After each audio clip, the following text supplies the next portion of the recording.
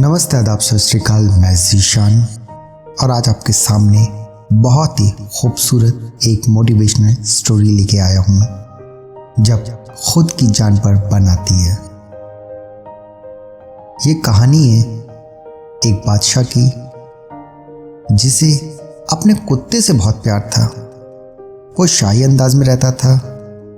उस राज में लोग कहते थे कि काश हम बादशाह के कुत्ते होते, हमारी जिंदगी बहुत अच्छी होती।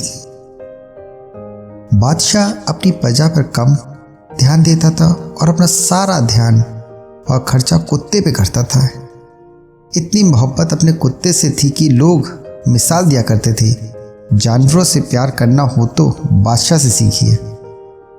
बादशाह जहाँ भी जाते, किसी भी मीटिंग में जाते, पॉलिटिकल मीटिंग हो या प्रजा के सामने हो, हर जगह अपने कुत्ते को साथ में रखते थे। दरबार में भी वो बैठा करता था।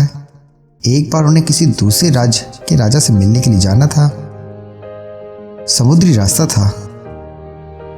राजा जब नाव में सवार हुए तो बादशाह के साथ कुछ सैनिक भी थे, कुछ मंत्री थे और उनके अलावा कुछ यात्री भी थे।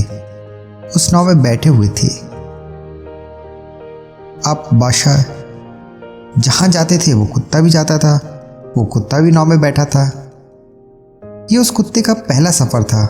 जब वो समुद्री रास्ता तय कर रहा था, नाव में बैठा था, वो कुत्ता बादशाह के साथ था। जैसे ही नाव रवाना हुई, पानी में जब नाव चली, उससे जो हलचल होती है उसे कुत्ता बेचैन महसूस करने लगा।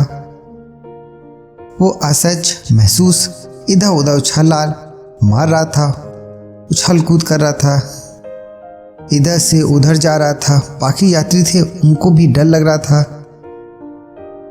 हर कोई कुत्ते को साथ कंफर्टेबल नहीं होता। उनको लग रहा था कि बादशाह इसे अपने साथ लेके क्यों आ गए। और उस कुत्ते को उछल कूद की वजह से नाव में बड़ी चिंता हो रही थी, कहीं नाव पलट ना जाए, कोई यात्री पलट ना जाए, कहीं कोई दिक्कत ना आ जाए। हर कोई ये चाह रहा था कि काश ये बात बादशाह समझे। लेकिन बादशाह शुरू में तो बड़ा अच्छा लग रहा था, वाह हमारा कुत्ता कितना प्यारा है, खेल कूद कर रहा है। थोड़ी देर बाद ये चीज़ उन्हें भी परेशान करने लगी। उन्हें लगने लगा कहीं कोई खतरा ना हो जाए। इस कुत्ते को बार बार उछलने कूदने की वजह से कहीं नाव ना पलट जाए। लेकिन वो कैसे समझाएगा उस कुत्ते को, वो तो उसके दिल का बहुत करीब था। वो जो यात्री बैठे हुए थे उनमें से एक दार्शनिक बैठा हुआ था। उस दार्शनिक सोचा और हिम्मत करके बादशाह के पास गया। बोले, मुस्ताकी माफ़ हो हुजूर, लेकिन हमें कुछ ना कुछ करना होगा, वरना ये आपका प्यारा कुत्ता हम सबको मुसीबत में डाल देगा, ये नाव पलट जाएगी। बादशाह ने कहा, ठीक है, आप क्या करना चाहते हैं? आपको जो समझ में आ रहा है वो करिए, मेरी तरफ से आपको इजाज़त है। वो दार्शनिक गया, उसके साथ दो और साथी बैठे हुए थे। वो उनमें से दो साथी से बोला, और मेरे साथ एक काम करना है। उन तीनों ने मिलकर कुत्ते को पकड़ा, समुद्र में फेंक दिया। जैसे ही वो कुत्ता समुद्र में गिरा, उसकी जान पे बन आई। उसे समझ नहीं आ रहा क्या करे। वो तड़पता हुआ नाव को पकड़ लिया। उससे थोड़ी देर और नाव को पकड़ के साथ चलता रहा। उसके बाद दार्शनिक जो था उसने अपने साथियों से कहा, अब इसे वापस उठा के नाव में ले लो। वापस उन तीनों ने उस कुत्ते को उठाकर नाव में बैठा दिया। वो शाही कुत्ता बादशाह का जो बहुत प्यारा था, जो उछल कूद कर रहा था, चुपचाप जाके एक कोने में बैठ गया। बादशाह कुछ समझ नहीं आया, यात्री को भी समझ नहीं आया ये क्या हो गया, अचानक से इसकी उछल कूद बंद क्यों हो गई।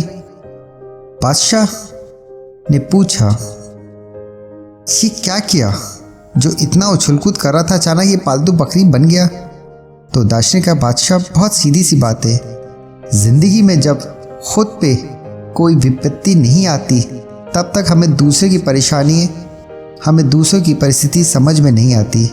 जब खुद की जान पर बन आती है तो दूसरे की परिस्थितियाँ अपने आप समझ जाते हैं कि सामने वाले की ज़िंदगी में क्या चल रहा है, किन वजहों से चल रहा है।